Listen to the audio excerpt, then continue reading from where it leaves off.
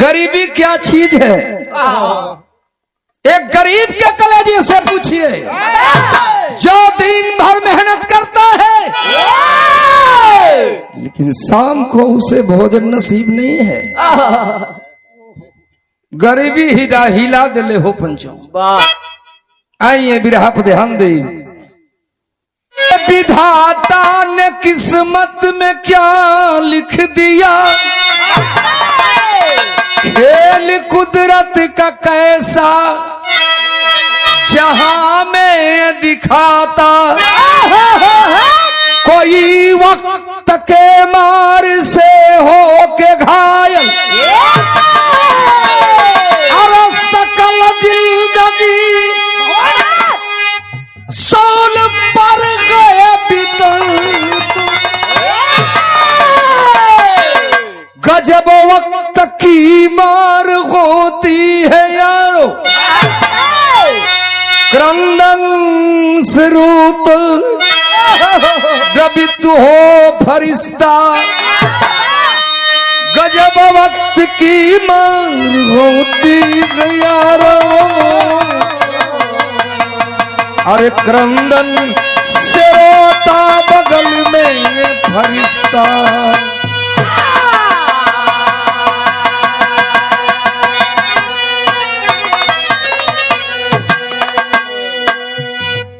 बाहरी मालिक अगर जिंदगी दे, इस धरती पे जन्म दे, तो गरीबी मत दे मालिक, गरीबी मत दे। आइए कहानी की शुरुआत हो गई। कैसे मास्टर?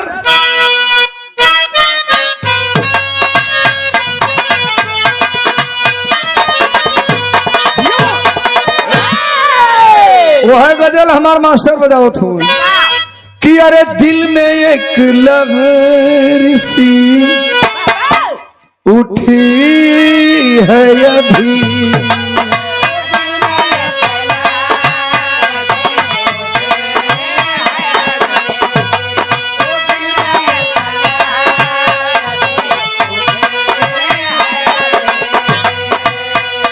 कोई ताजी हवा हो चली अभी,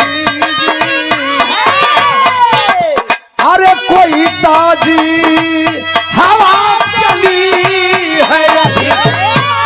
अरे दिल में एक लहर सी उठी है अभी।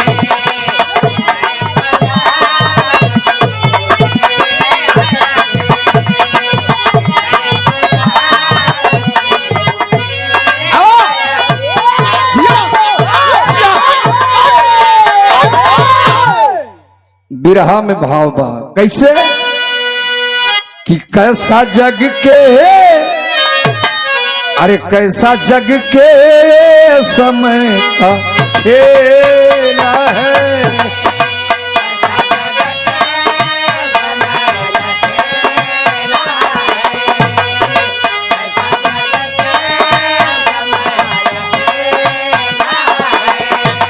अरे खौफ जिंदगी कहर का बेला है, अरे खौफ जिंदगी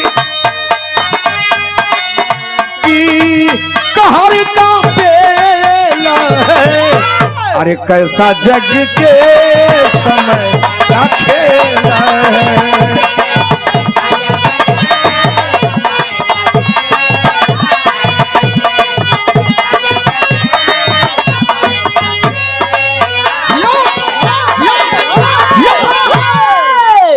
बिरहा में सैर अगल अब जगह पता नाम तो हम के बताइब कहाँ कई कांड भाई। ध्यान दे जे बिरहा सुनता, ध्यान दे बिरहा सुने वाला भैया तनी बढ़ी हो मास्टर। सैर के लाइन हो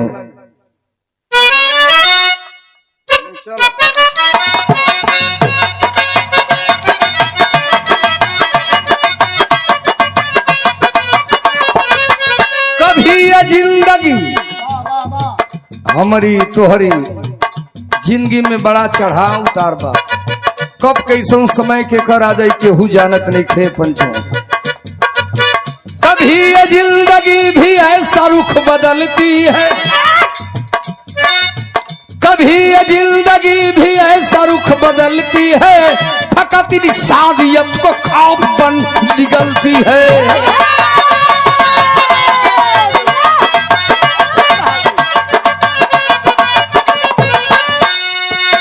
मोड़ जीवन में कभी ऐसा भी तो आता है,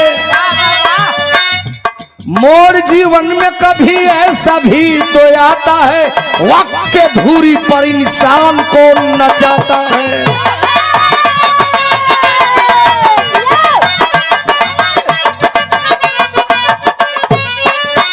यहाँ से बात अस्पष्ट होने लगी, ध्यान देवे कहानी पर। प्रांत यूपी, प्रांत यूपी, प्रांत यूपी जिला कौशाम्बी का तहरीर सुनो, प्रांत यूपी जिला कौशाम्बी का तहरीर सुनो, दर्द से प्रेरित एक परिवार का नजीर सुनो।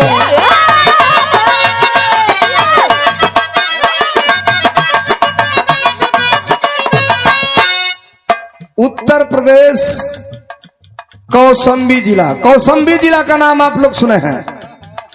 कौशाम्बी जिला में एगो गांव बा, गांव का नाम बा गांव चुनहर में, गांव का नाम चुनहर हो।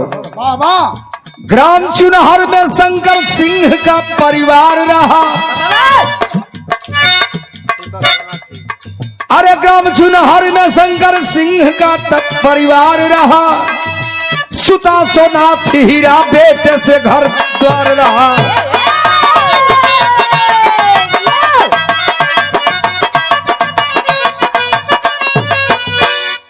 कौशाम्बी जिला उत्तर प्रदेश में एक गांव है जिस गांव का नाम है चुनहर। चुनहर में गरीब परिवार है, जेकर परिवार के मुखिया का नाम हो बाबू शंकर सिंह। मालिक दुगो बच्चा देले हुए, एक बेटा देले हुए, एक बिटिया देले हुए।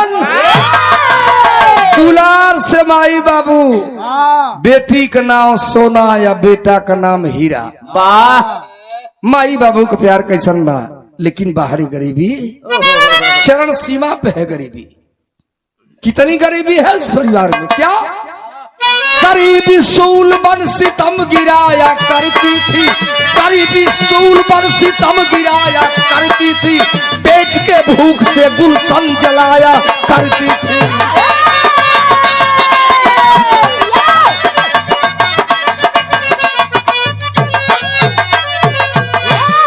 अचानक परिवार में वो घटना घट गई।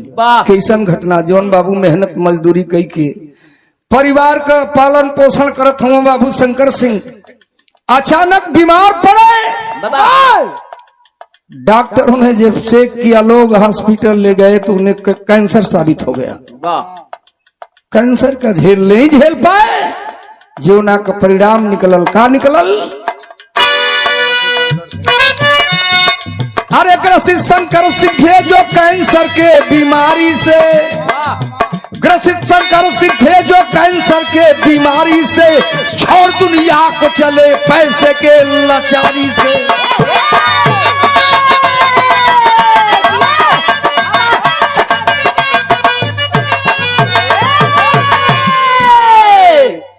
पैसा नहीं है, गरीबी है। टूट गया दोनों दिन, गरीबी झेलते झेलते, बीमारी झेलते झेलते अनाथ हो गए बेटा बेटी। बुढ़िया माँ मित्रों आज बिलख बिलख के रो रही है बेटा और बेटी को लेकर के। बिरहा में को तर्ज बा, कौन तर्ज मास्टर?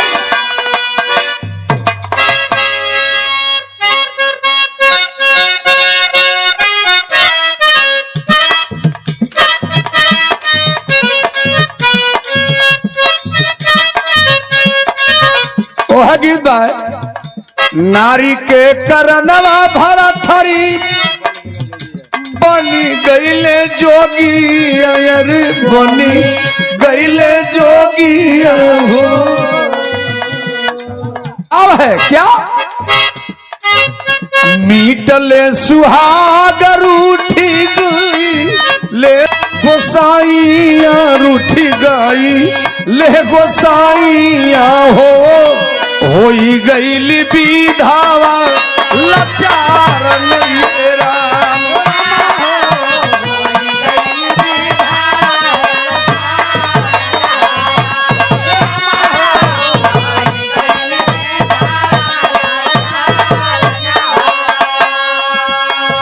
बाहर मजबूरी और बाहर गरीबी इस मोड़ पे ला करके खड़ी कर दी कि माई बेटा बेटियन के लेके जमाने के लोग से भीख मांगा लगल, भैया कुछ दे दो बाबू कुछ दे दो। बाहर समय और बाहर गरीबी तो घूमी घूमी भीखिया के मांगे ली माया नावायर।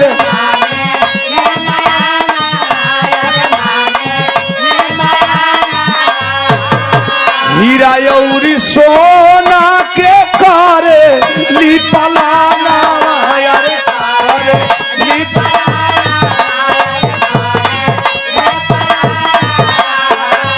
रूठ गई एक दिन कर तोरन हो राम।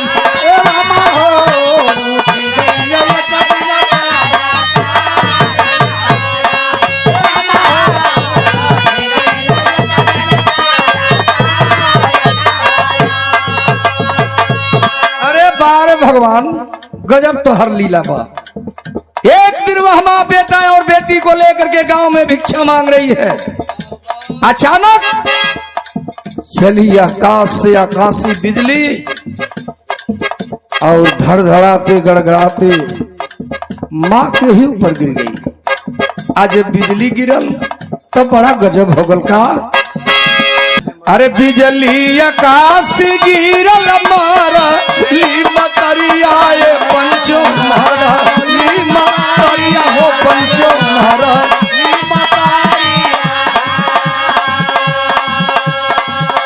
भैया संगया नाथ छोटकी भाई ली बहिनी आयर भाई।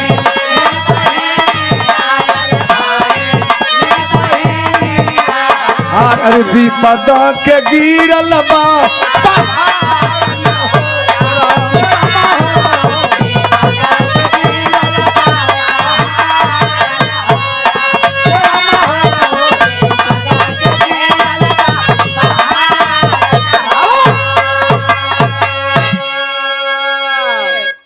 बाप मर गए माँ मर गई अनाथ हैं भाई बहन। गौर करेंगे कवि ने भाव दिया है कि माँ पिता का सिर से साया अरे उठते हुए अनाथ। अरे सकल भागवा उजड़ गया कोई ना देता साथ।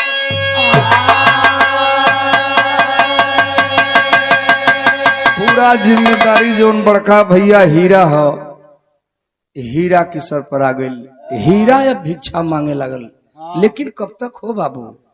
यही से विरहा का तर्ज बदल गई। तर्ज के छोड़ा तर्ज से विरहा भाव हका।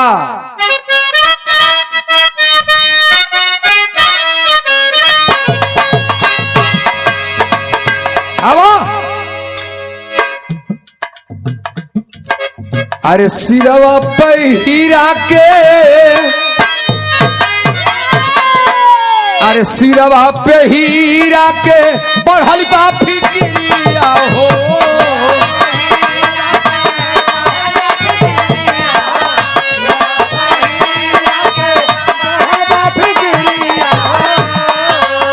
अरे बहिनी के घरे छोड़ले बहिनी के घरे छोड़ले बरसे नजरिया हो। बहिनी के घरे छोड़ले बरसे नजरिया हो। बहिनी के घरे छोड़ले बरसे नजरिया। अरे बॉम्बे के आ गई ले सहरिया बॉम्बे के आ गई ले सहरिया। अरे खोजत नो करिया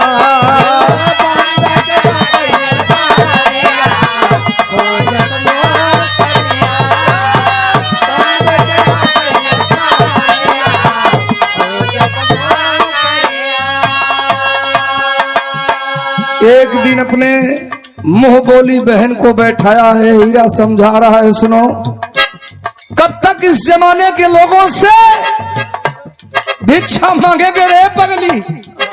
एक काम करो, तू पड़ोस में चाचा के घर रह जाओ और मैं कमाने जाऊंगा बॉम्बे, पैसा कमाऊंगा, भेजूंगा, आता रहूंगा, जाता रहूंगा।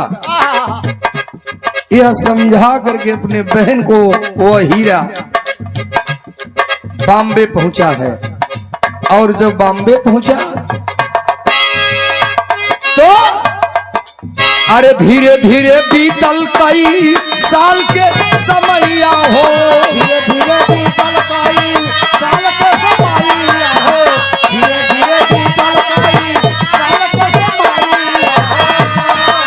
अरे झंखेली सोना नागी अइले हमारे भैया हो, झंखेली सोना नागी अइले हमारे भैया हो, झंखेली सोना नागी अइले हमारे भैया हो। अरे गढ़ुअल जनात, अरे गढ़ुअल जनात बेहू मरिया खोजत नौकरिया।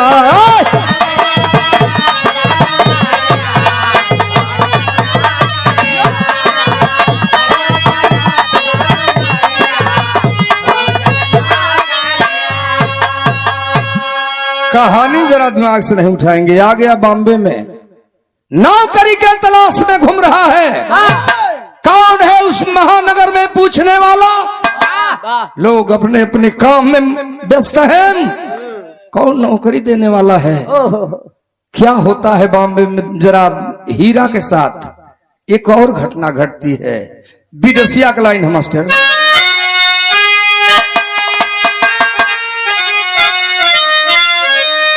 यही के भिखारी ठाकुर गाँव। कैसे गाँव है? कि करत करत काम अरे यह छूटल देहिक चोम, अरे सुखवा सपन गैलन विदेशिया।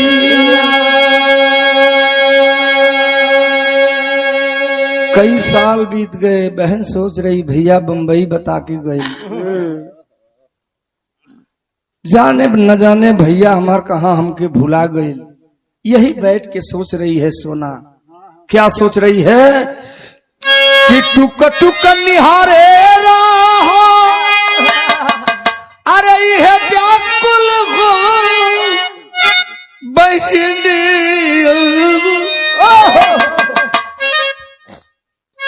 अरे कवन दुख पड़ल नहीं अइले मोर बीरन। हाय रे विधाता का तू अरे लिखल लीलरावन, मालूम होला लूटी जाई इहो सजूल तिजुरिया। तो मन घबरात बाटे हे पंचोयस गुंजनात बाटे, अब बिरना के खोजत अइली यही बॉम्बे के संघरिया। भैया हमार बम्बई बता के गईल, चलब बम्बई में खोजब अपने भैया के। हमार भैया मिली तो कहब कि कारे पगला ई का कैले तू बंबई में आके। लेकिन गौर करेंगे कौन पूछने वाला है उस महानगर में किसी को। आ गई किसी तरह से बॉम्बे में, आये ने हीरा का कैले बा। आओ मास्टर, और तुम बढ़ाओ और बढ़ो। कहल गल कि अरे पीरा नवा पिल, इहे पीरा नवा पिल उदासी बहिरी, अरे जीवन माहुर भइले टूटल सब सपनवा।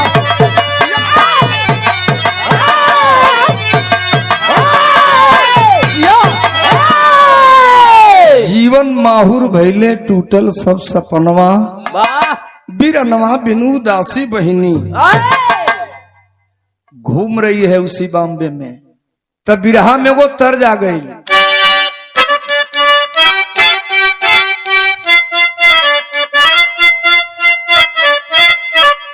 माता बहन गावलिन कि आज एकदसिया अरे बिहान दू कि दसिया रसिया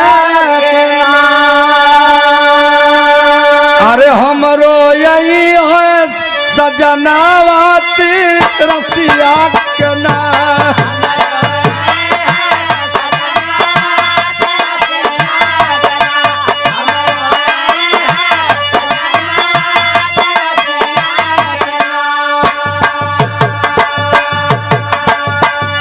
इसी ताक में है कि बनी के बवरिया अरे खोजत छोकरिया सारिया में ना आ भैया बड़ा को निवरिया सहरिया में। क्या घटना घटती है उस बहन के साथ जरा दिखाएंगे कि खोजता खोजत अरे कई रोज बीती गई ले आ एक दिन एक्सीडेंट अरे सोना के भाई ले।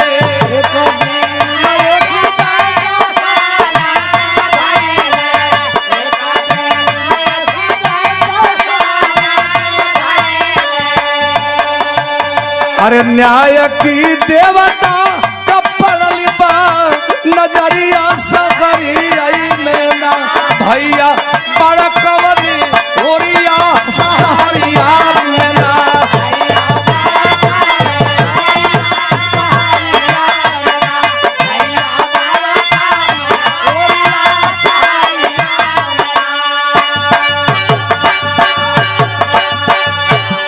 एक दिन बीता, 2 दिन बीता, 3 दिन बीता, कौन पूछने वाला है। उस महानगर में लबे रोड पे जा रही है, अचानक एक पीछे से कार जाती है और उस कार से सोना को धक्का लगता है, मुंह के बल गिर पई वो धर्म की बहन, धर्म की बेटी। लेकिन उस गाड़ी के अंदर जो इंसान बैठे थे ड्राइवर को इशारा किए गाड़ी रोक दे। ड्राइवर ब्रेक लगाया, गाड़ी चरमरा करके वहीं रुक गई। उस गाड़ी भीतर से वह आदमी उतरे और उठा लिए, बोल रहे बेटी बोल, कहाँ की रहने वाली है, किसके घर की रहने वाली है, कुछ तो बता बिटिया, क्या खोज रही है या पता अपना भूल गई है। गौर करेंगे मित्रों, वह आदमी दूसरा कोई नहीं, उसी बॉम्बे के माने जाने न्यायाधीश थे, जज थे।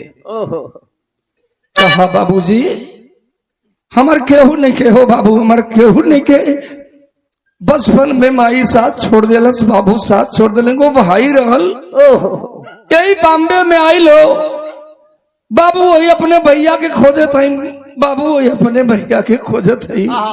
रो रही है और उस आदमी एक बात कह रही है। क्या कह रही है?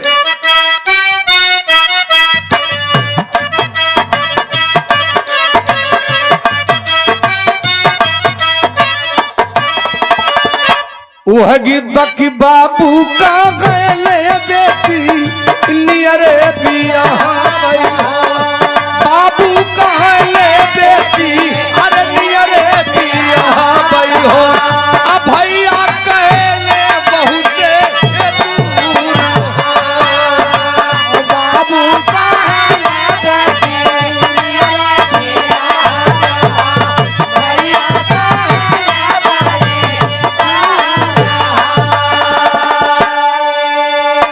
रो रही है, सोना कह रही है उस आदमी से जो न्यायाधीश है, उसको क्या पता है, यही रो के कह रही है, अपनी कथा बता रही है उस आदमी से। अरे का हम बताई बाबू, का हम बताइए बाबू, का हम सुनाई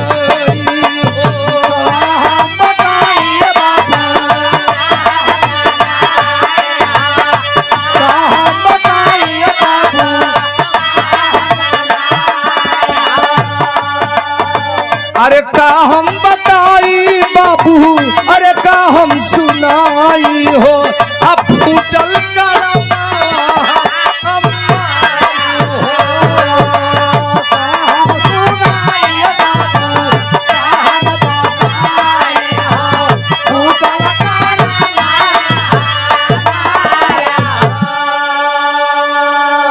इहे बतौलस कि नन्हवे में माई बाबू तोड़ले सहारवा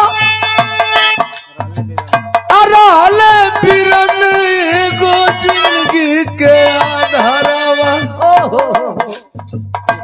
ओ कमाए अइले नहीं लौट के अइले अरे वो कमाए अइले अथियले कक्का बाटे आधार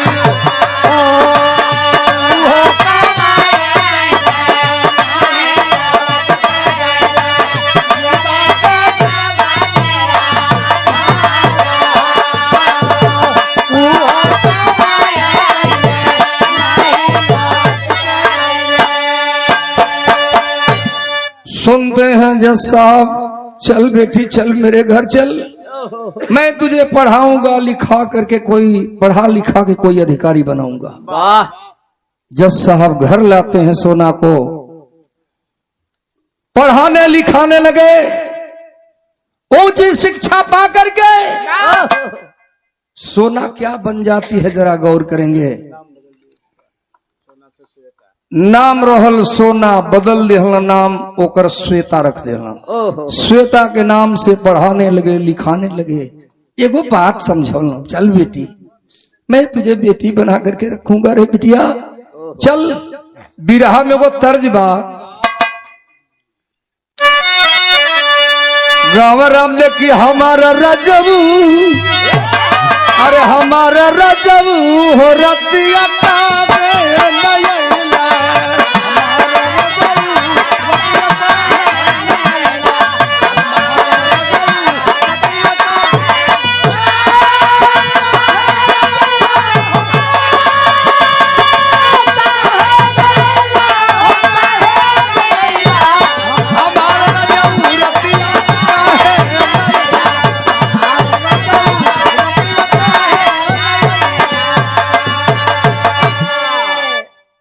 मास्टर भाई मतिन रहल तो कहलस की धोतिया तू मिल रहे अरे कुर्तो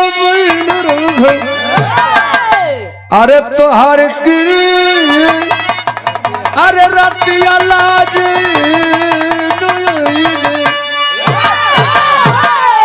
लेकिन जज साहब कहला श्वेता से नाम श्वेता रख दिल बना गौर करिए का कहला उठी उठी उठी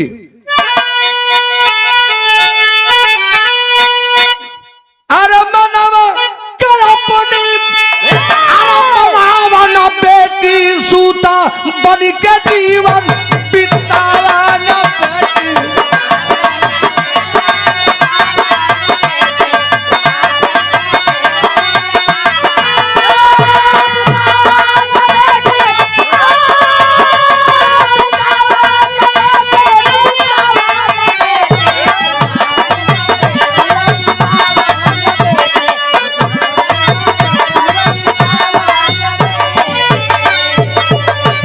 अरे जज साहब सोना को बेटी बनोई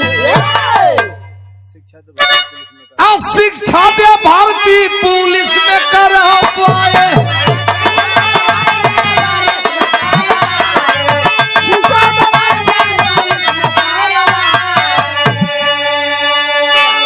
कहला कि हसरत का बगिया मिटाओ न बेटी सुता बनी जीवन बिताओ न बेटी पढ़ा लिखा करके ऊंची शिक्षा दे करके वह ऊंच पद पर ऊंच अधिकारी बनती है। गौर करेंगे पहनती है जब वर्दी तो कसम में खाती है बिरहा में पहन करके वर्दी कसम को है खाई। अरे पहन करके वर्दी कसम को है खाई नहीं फर्ज से अपने पीछे हटूंगी शरायम के दुनिया में हलचल मचा के अपराधियों को है क्षण में जताया अगर जीना चाहे को खबर भोरी दादा को भी है पठाया। है सुनी भैयावा जब बंबई में आयल तो ओकर ऐसा संगत हो गई क्यों जराइम की जुर्म के दुनिया में हो गया। ओकर नाव भोरिक रहल, नाव बदल के भोरिक दादा के नाम से प्रसिद्ध हो गया। खबर जब श्वेता पाती है एक दिन चढ़ाई करती है जहां वह बिहड़ में छिपा है। चढ़ाई कैलस दल बल लेके तनी ध्यान दिया लोग बिरहा में चौलरिया मास्टर।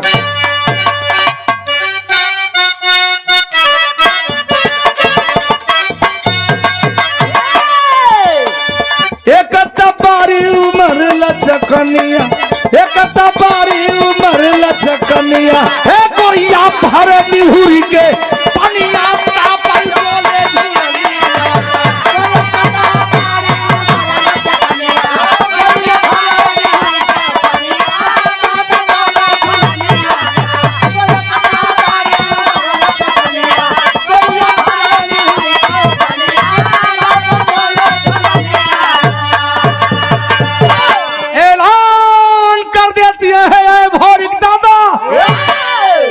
कानून के हवाले कर दे, नहीं तुम्हें तुझे बख्सूंगा नहीं, छोड़ूंगी नहीं। भोरिक भी कम ना रहल लेकिन परिचय ना बा। बात देखो बाहर समय का चक्कर का भइल। अरे भोरिक दादा सुन ले श्वेता, अरे भोरिक दादा सुन ले नजरिया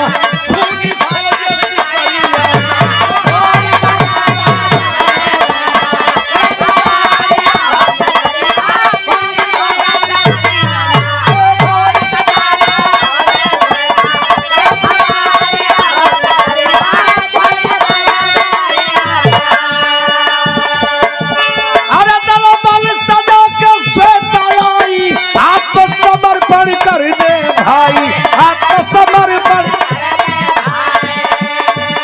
इतने में काम गड़बड़ा गई, दोनों ओर से फायरिंग होने लगी। आत्मसमर्पण कर दे, नहीं मैं समर्पण नहीं कर सकता। क्या किया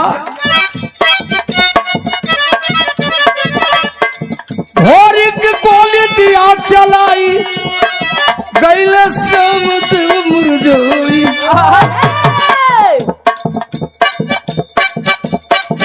अरे भोरी का उठा के लाया श्वेता, भोरी का उठा के लाया श्वेता, जंगल बाझारिया रे शिकारिया।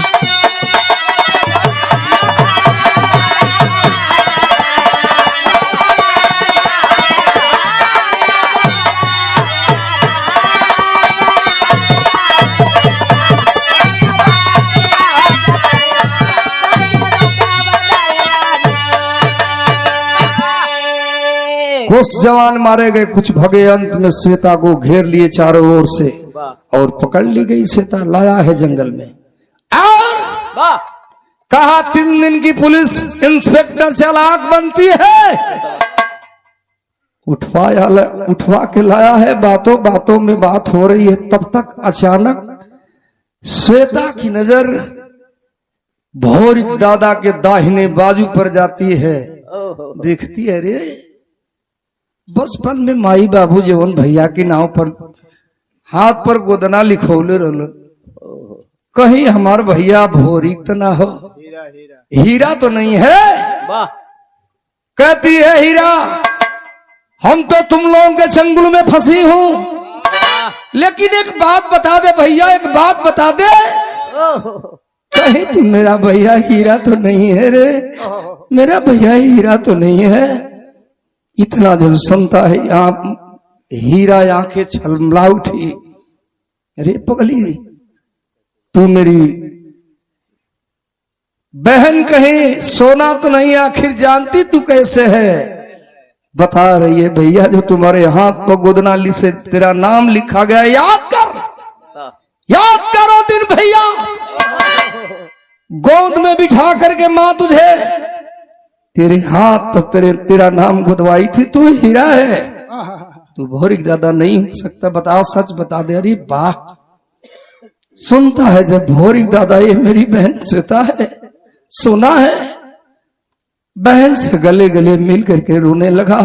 कहा अरे पगली मैं तेरा भाई हूं। जब मैं बॉम्बे में आया मेरा जरान के दुनिया में कदम उठ गए, कुछ लोग ऐसे मिले, समझाए अरे बेटा क्या करेगा, यहाँ बंबई में कोई पूछेगा नहीं, चल मेरे साथ।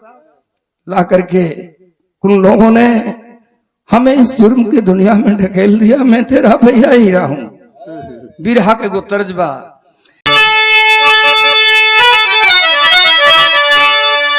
अरे हमन के छोड़ी के नगरी कहवा जईबू माय आ तू हई त मोरी महतरी धुन के छोड़ा। बिरहा का भाव कैसन बा कि बरी से लानिर भारी नजरी कहवा गैला बिसराई तू हई तो हमारो बिरना मानू हो कहवा गैला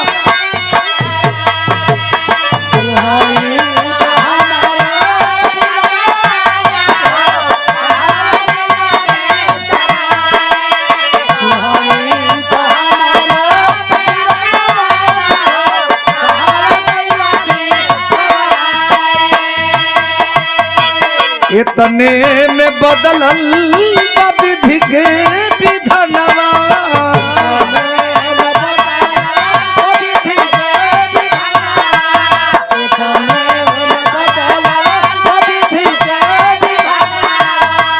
हथवा पर हीरा की देखली गोदनावा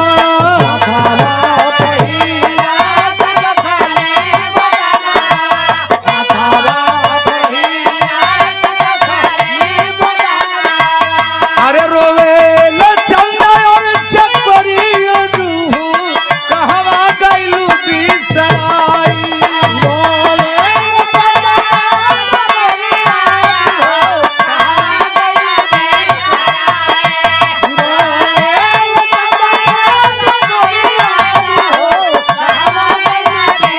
बिसराई रहते जो हीरा मोर पीरा नवालू हो हमके ले तनी बचाई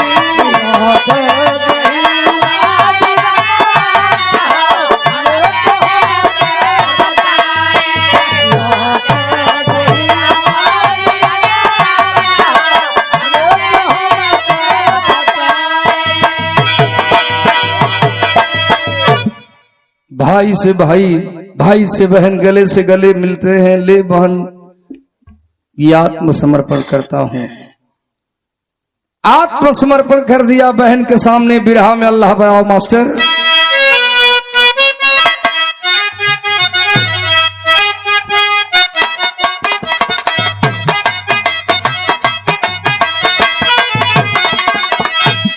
कि है अरे किस्मत का लेखा रे अरे मिटेला दुनिया में पंचो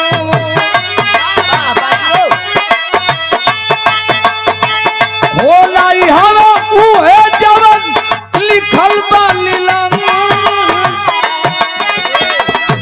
कोई नहीं जाने यही जीवन का गतिया बाबू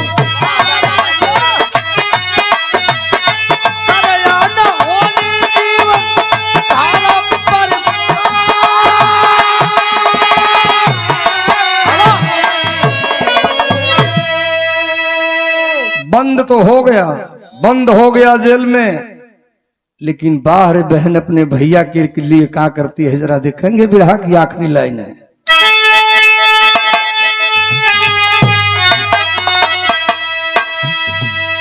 गुनहगार तोर बाटे ई बीरनवा बहिनी का अपने हाथ हमके दे दे तू कफनवा बहिनी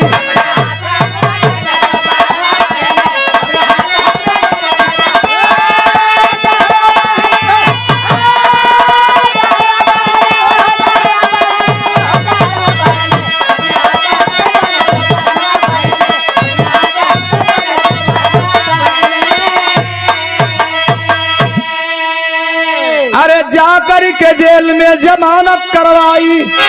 कोर्ट से जमानत भैया की करवाती है और क्या करती है, सच्चा इंसान अपने भैया को बना।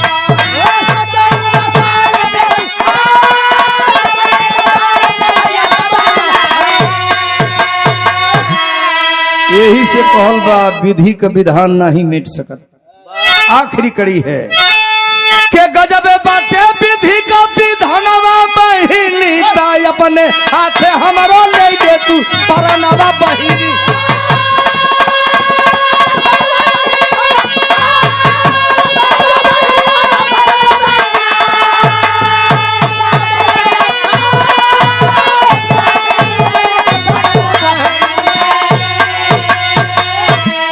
भाई को छुड़वाती भी है, भाव है गुरु बिहारी गुरुपत्तू जगनीच कर्म को छोड़ो, काशीनाथ के सुखनंदन सिर पर से नाता जोड़ो। हरे बिना नवा बिना उदासी बहिनी काते गुलाब चंद के ऐसा होला गनवा बिना नवा बिन उदासी।